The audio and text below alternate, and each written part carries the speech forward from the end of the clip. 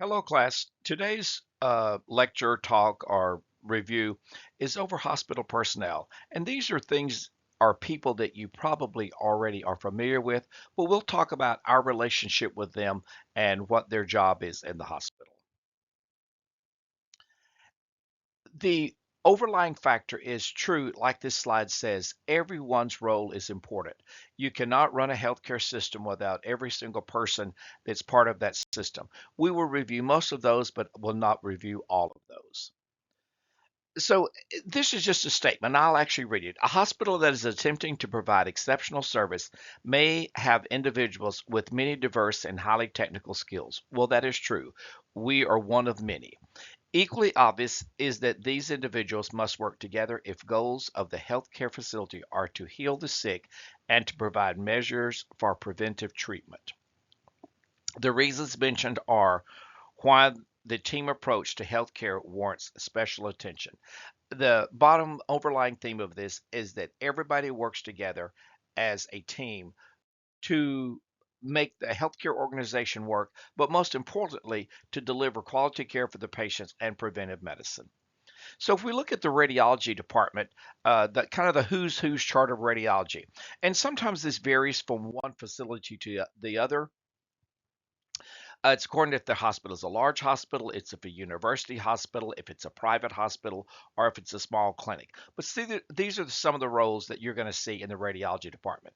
Obviously, the radiologist uh, is the doctor who has finished medical school and then done 4 years at least of radiology training, and then maybe has specialized in a particular area like neuroradiology or vascular radiology.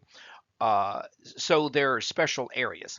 So the radiologist is one who's going to be performing the fluoroscopic procedures, as we talked about before. That radiologists are their assistants are to do the fluoroscopy. We do the images, and they also interpret the images. In most healthcare facilities, every image has to be officially reported by a radiologist. We will routinely encounter the radiologist in our apartment, or you may not routinely encounter them. It's according to where you work.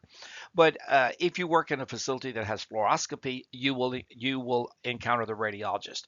There are many times where we work very closely with them. If you work in sonography, if you work in vascular or cardiac care, then you will work closely with the radiologist and the cardiologist. When they are supervising radiology residents, they are called attending radiologists or the attending sometimes. They will be supervising radiology residents and fellows. Fellows are radiologists that have finished their training but are doing a fellowship in a particular area, such as neuroradiology. So the residents fellows are the guys in training. While they're training for a different thing, they're in training just like you. And sometimes you will be in a setting where the radiologist will be instructing them, and we may be instructing you. So they've completed medical school, and now they're involved in what they need to do to become radiologists or to advance in the radiology field. So a resident is a person who is doing their study of radiology. A fellow is a person who has finished their radiology residency and is specializing in a particular area of radiology. A fairly new, within the last 20 years, I would say, the radiology assistant, the RA, has come on the scene. Their position is kind of a midway between the radiologist and the technologist. While they are not a doctor and they can't make the final report, they do many of the things that a radiologist might do in a facility, especially if that facility does not have residents. Residents many times act as an RA when they're in training, but they work closely with the radiologist to ensure that procedures are complete. They, unlike general technologists, an RA has the ability to perform fluoroscopic procedures. Again, this is under the direction of a radiologist. Unlike radiologists, the RA cannot interpret or make the final report. They can give an initial report, but the final report or the final interpretation must be done by a radiologist or a fellow. In many hospitals, or most hospitals, the larger hospitals, there will be a director of radiology. This person will be over all, sometimes over all imaging aspects, which may include MRI, nuclear medicine, and sonography. In other places, it may be a little bit different, but usually the radiology director is over this. Probably as a student, you won't see this person because they're not routinely in the radiology department or they're not routinely in the imaging area. Not all some radiology directors are radiographers, some are not. They may have specialized training, they may be a nurse, or they may be more trained in administrative facilities because they will not be doing radiographic procedures. They had the operations of the entire medical imaging area. Then a radiology manager would be under those. This is usually specific to a certain modality. I will use the example at Herman. There's a radiology manager for for general radiography. There's a manager for CT. There's a manager for MRI and nuclear medicine. So each one of these separate imaging areas has a different manager. I believe that the manager at Herman for that's over sonography is also over nuclear medicine. He is not a nuclear medicine technologist. So you may see them more as they handle day-to-day issues that arise in the department, such as staffing, and in some areas, the radiology manager may fill in sometimes as the radiologic technologist. Then there may be a supervisor. There's a manager over an area, then there's a lead, sometimes called a radiology supervisor or lead technologist. They are there for that daily basis. And sometimes this may change. There are some places where the lead technologist may change on a given time, but they are a working tech, but they are the ones that are directly, if there's a problem, that you go to first. So the supervisor or lead technologist is the frontline person in charge in daily what you're seeing. You should see those. You should talk to those. You would know who they are. Those are the people you usually need to impress when you're working because they're the ones who can report back to upper management what you're actually doing, what a good tech you are, what a good student you are. So these are the people that really you want to shine in front of. Typically, they coordinate all traffic that comes into the department and tries to handle all the issues that come into the department. When you're the technologist, you usually go to the lead tech if you need something done or changed. If a mistake has been made, or if you need to make a decision that's a little out of your range. Unlike most other management roles, a supervisor or lead technologist can step in to perform procedures as needed. And you will see that happen, especially in a smaller facility. And then we get down to what I say the bread and butter, the staff technologists. These are the individuals who work daily with the students and with us directly, and this is who we're going to have most of our interaction with. Again, you also want to do well in front of them because it works up the chain. The technologists tell the lead tech tells the supervisor tells the director. And so those are kind of the chain of commands of how you want to impress or talk to. Uh, Use the technologists. Most of the technologists are interested in training students because a lot of them have been students recently, or they obviously can see the value of a student. First thing, it's physical help doing things. The second thing is we always have to have a new supply of techs. If we're not training technologists, then who are we going to employ? So the technologists are really a good source for you to learn tips and tricks. Each one of them will have something that they do differently. And sometimes I say that you learn from the technologists of things that you don't want to do. Many departments will have a nurse that is specified just for radiology. You will probably not see those in the general department, but if you're working in an interventional area where they're doing vascular studies or where they're doing cardiac studies, also when they do lumbar punctures or myelograms, there will be a nurse, a radiology nurse in that area. So you won't always see them. If you're working in CT, you certainly will see them. They may be helping to administer the contrast or do other things to monitor patients' vital signs.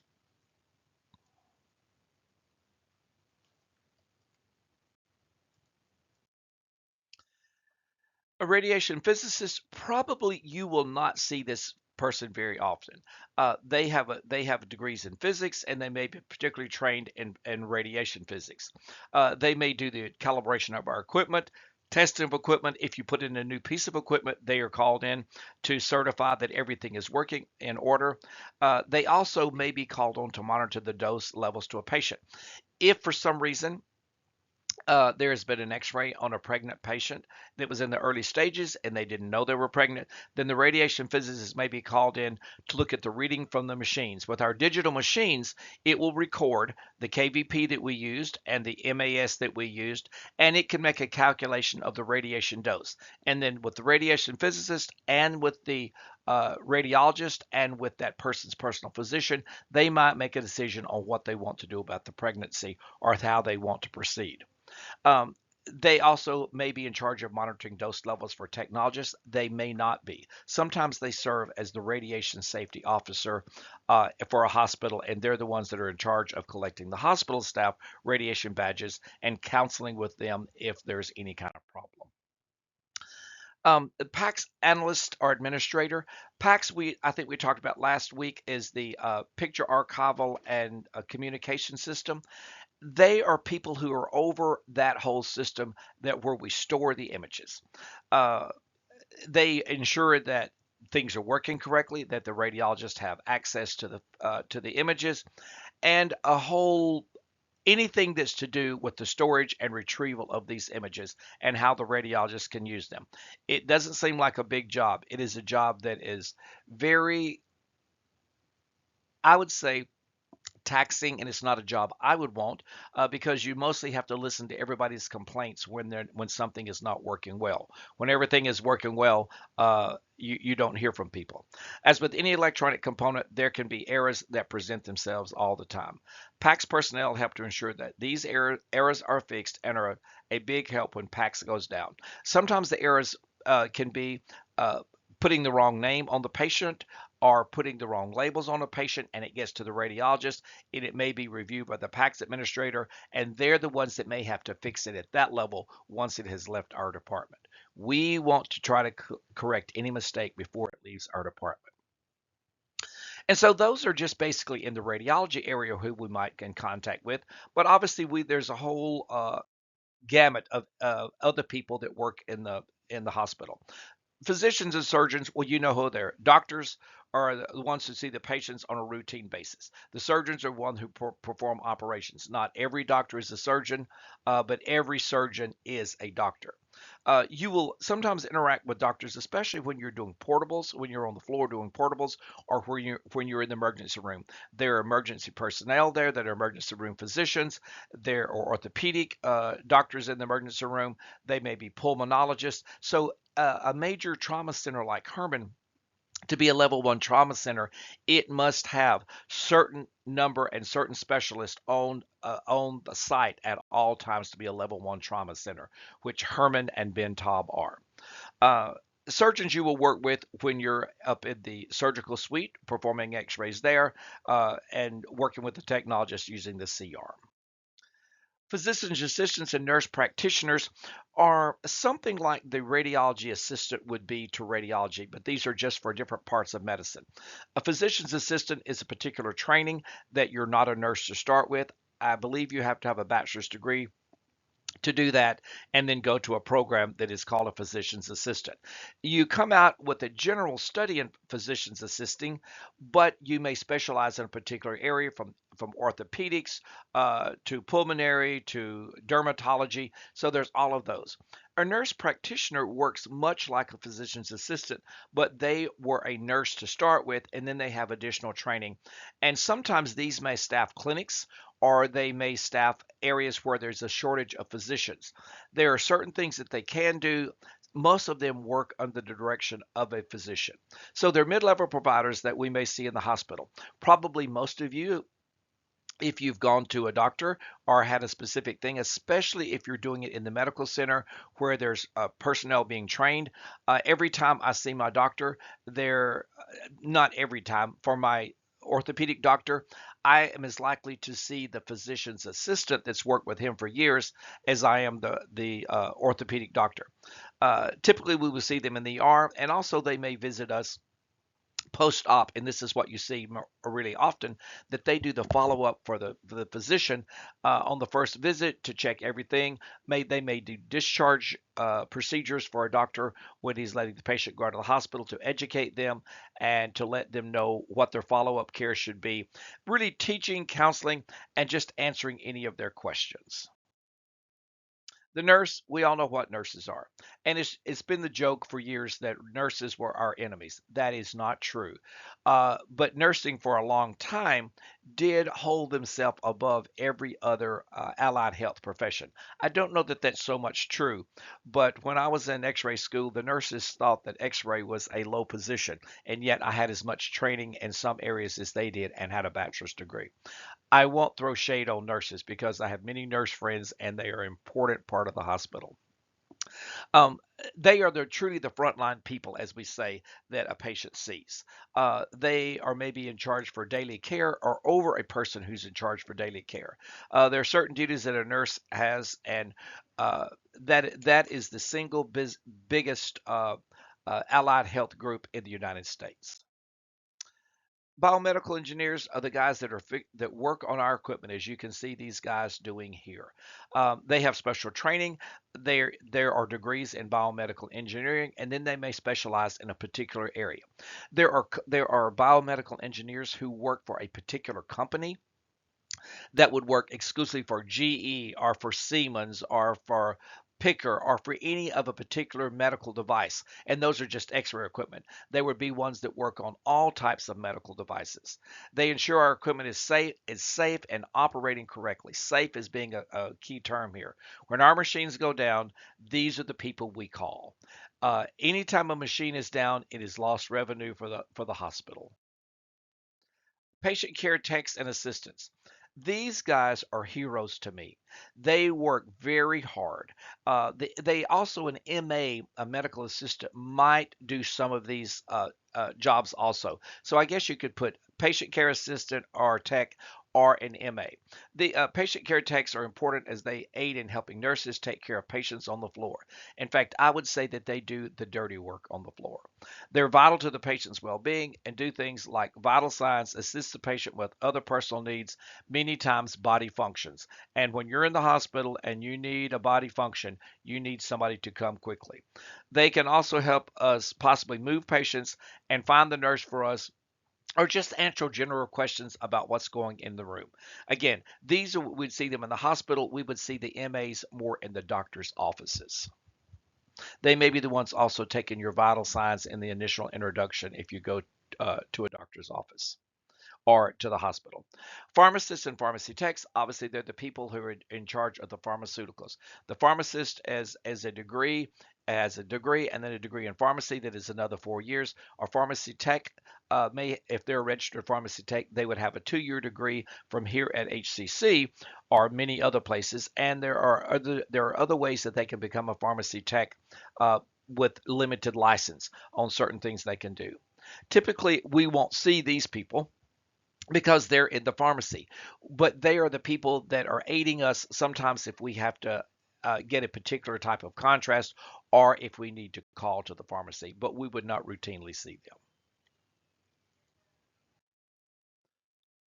Surgical technologists and surgical assistants, you will see them when you're in the surgery suite. They're the guys who set up the trays that may assist the doctors. Sometimes it's hard to tell the difference between their roles and the nurses' roles, but they're the ones that's going to be see that all the equipment is set up, and many times they're going to assist the surgeon during the procedure.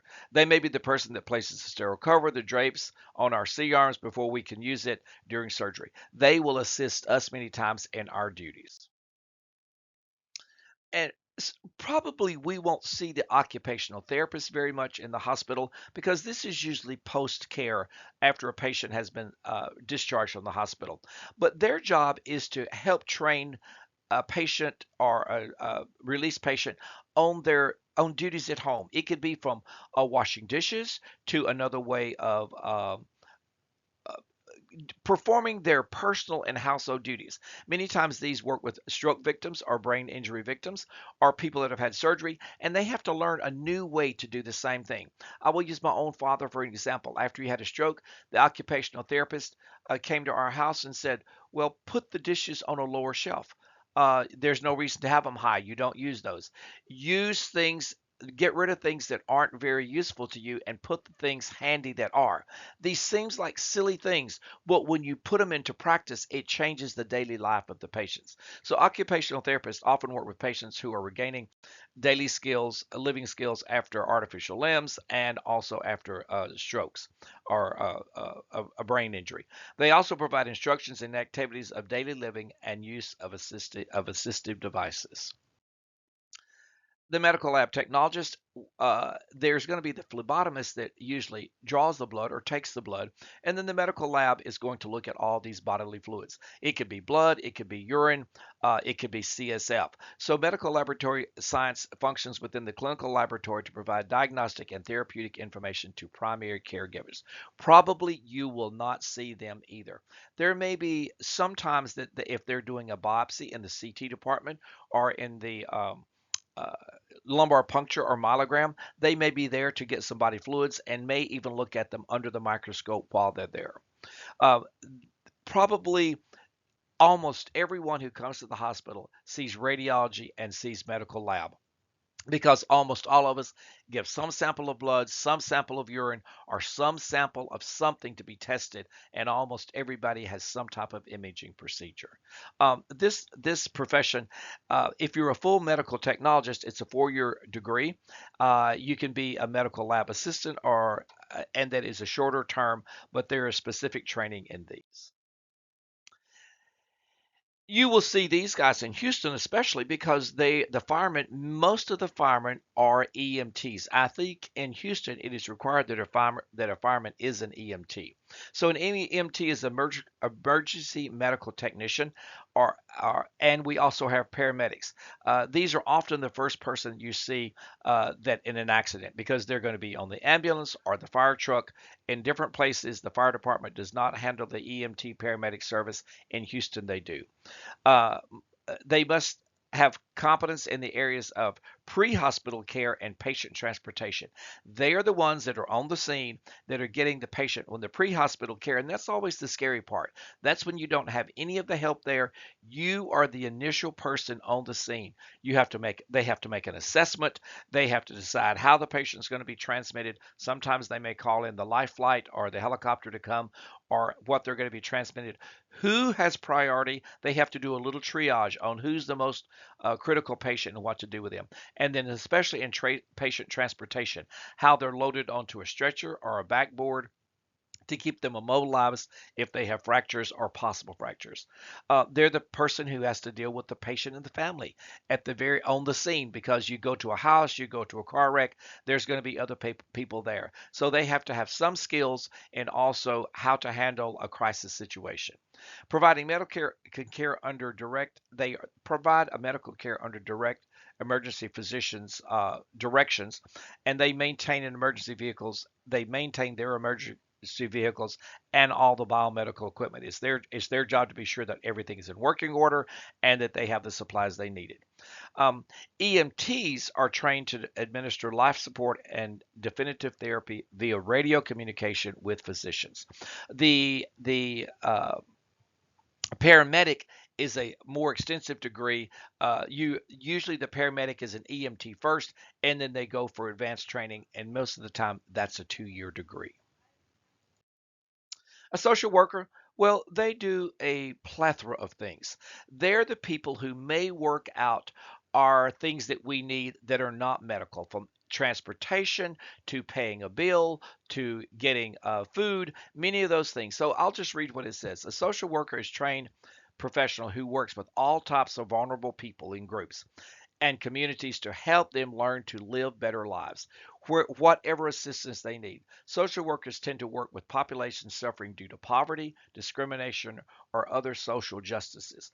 Now, a social worker may also direct you to if there's emotional problems you need, but they're usually handling your immediate needs physically and sometimes some degree emotionally and psychologically.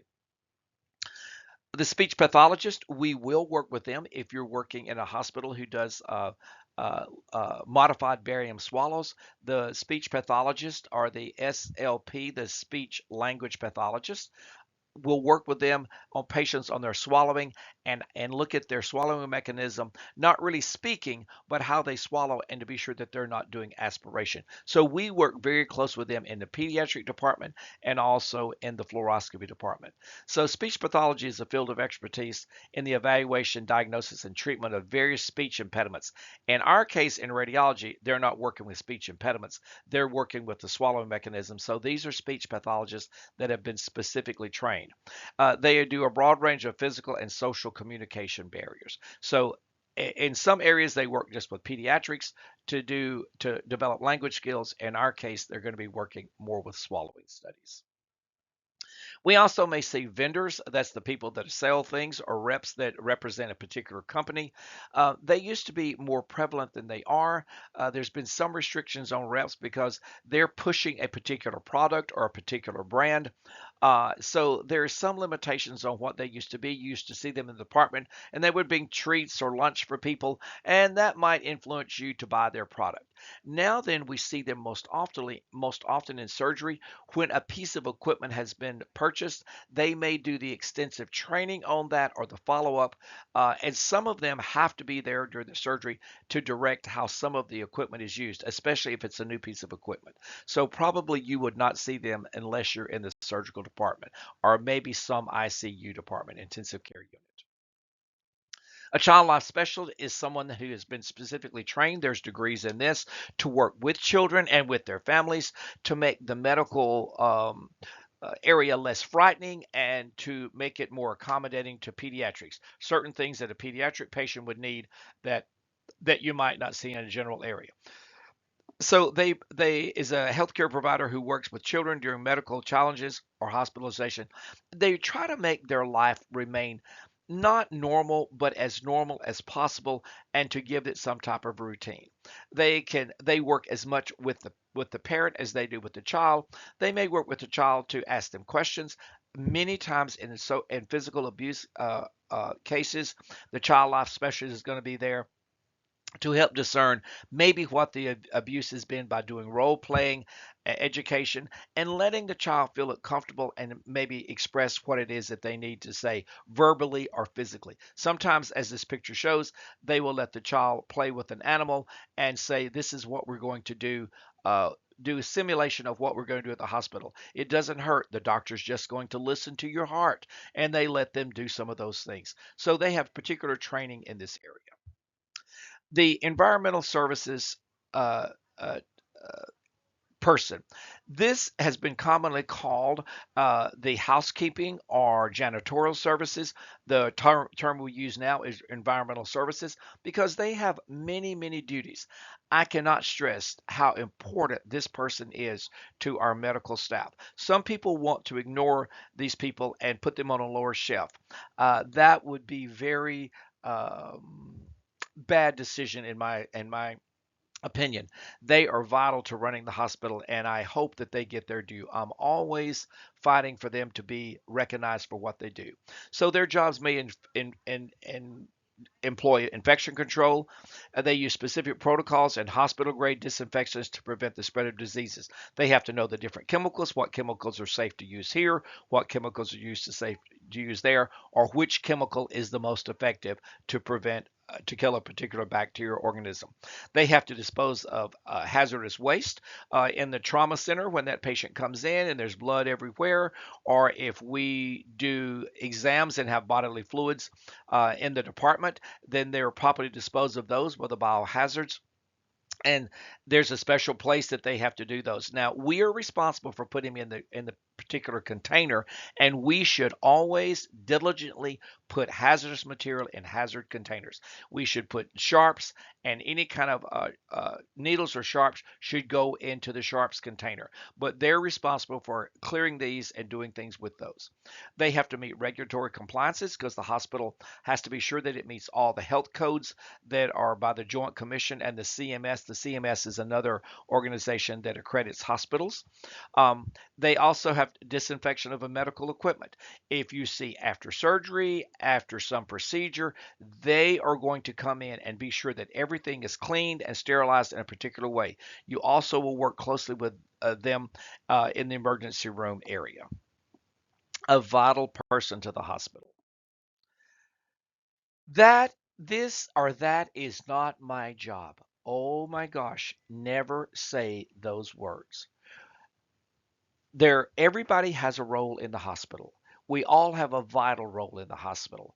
But when something needs done and it is to the advantage or the well-being of our patient, it is our responsibility, or it is our responsibility to find somebody, because we are there for our patients. I trained in a Catholic hospital, and a nun, Sister Teresine, was over the hospital. She said, if you move it, put it back. If you use the last one, refill it. If you drop it, pick it up. If it's spilled on the floor, clean it up. If a person messes up a room, you clean it up. Yes, environmental services can come in to do the after work and to do the final cleaning. But she said everything in the radiology department is our job potentially. And when I was a young guy, I didn't believe this so much. The older I get, the more I believe everything should be our responsibility. We cannot do the complete job, but we should give our assistance, because remember, we are there for our patients. A team is more than just the sum of its parts. We know that. Each one of us in this classroom has a particular skill, a particular personality, a particular trait that is important to make our radiology class run. Well, just like the hospital is the same thing. If you take the example of the clock, it has so many integral parts, but all of those work together to tell time. So too must individuals who make up the healthcare team work together to achieve the mission or objectives of the hospital, which is to provide quality patient care to all who enter. What three conditions are basic to the healthcare team's ability to work together? First, there's got to be a clear understanding must exist of the hospital's mission by all members of the team. And every hospital is going to have a mission statement. They will be somewhat similar in saying that they provide quality health care to all and that they do it on an equal basis. I won't say that they all do their mission, but they all have a good mission statement. That's what it should be.